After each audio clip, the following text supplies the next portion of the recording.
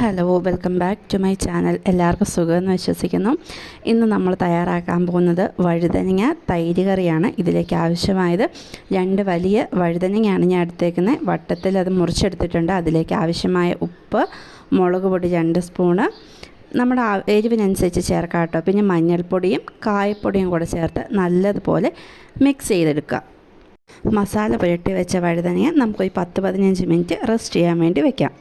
ഇനി ഇതിലേക്ക് ആവശ്യമായിട്ടുള്ള അരപ്പ് നമുക്ക് തയ്യാറാക്കിയെടുക്കാം. അതിനാവശ്യമായിട്ടുള്ളത് ഞാൻ ഇവിടെ തേങ്ങ എടുത്തിട്ടുണ്ട്. അതുപോലെ തന്നെ ചെറിയ ഉള്ളി ഇല്ലാത്തത് കൊണ്ട് നമുക്ക് സവോളയാണെങ്കിലും എടുക്കാം. ഒരു വലിയ സവോള എടുത്തിട്ടുണ്ട്. ഇതിലേക്ക് നമുക്ക് 1/2 സ്പൂൺ ചെറിയ ജീരകം കൂടെ ഇട്ട് കൊടുക്കാം. തൈര് കൂടെ ചേർത്ത് നമുക്കിത് നല്ലതുപോലെ ഒന്ന് അരച്ചെടുത്തിട്ട് വരാം. ചൂടായ പാനിലേക്ക് എണ്ണ ഒഴിക്കാം. എണ്ണ ചൂടായി കഴിയുമ്പോഴത്തേക്ക് അതിലേക്ക് നമ്മൾ ആദ്യം അരപ്പ് ചേർത്ത് വെച്ച വഴുതനങ്ങ നമുക്ക് ചെറുതായിട്ട് ഫ്രൈ ചെയ്തെടുക്കാം.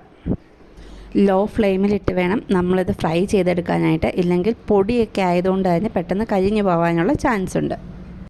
വഴുതനങ്ങ നല്ലതുപോലെ ഫ്രൈ ചെയ്തെടുത്തിട്ടുണ്ട്. ഇനി ഇത് നമുക്ക് കറി തയ്യാറാക്കാം. ചൂടായ പാനിലേക്ക് 1 സ്പൂൺ എണ്ണ ഒഴിക്കുക.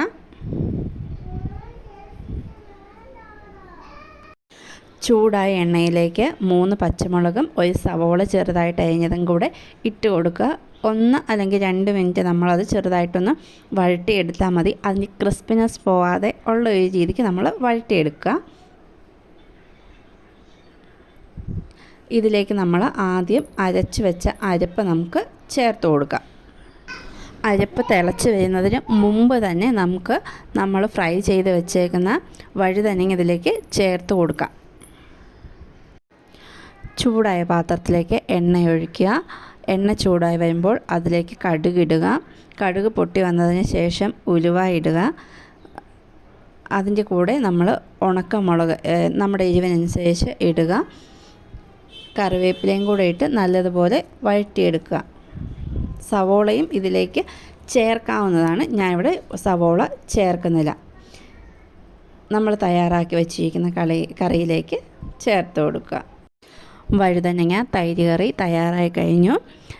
വീഡിയോ ഇഷ്ടപ്പെടുകയാണെങ്കിൽ ലൈക്ക് ചെയ്യുക, ഷെയർ ചെയ്യുക. ചാനൽ ആദ്യമായി കാണുന്നവർ സബ്സ്ക്രൈബ് ചെയ്യുക. താങ്ക്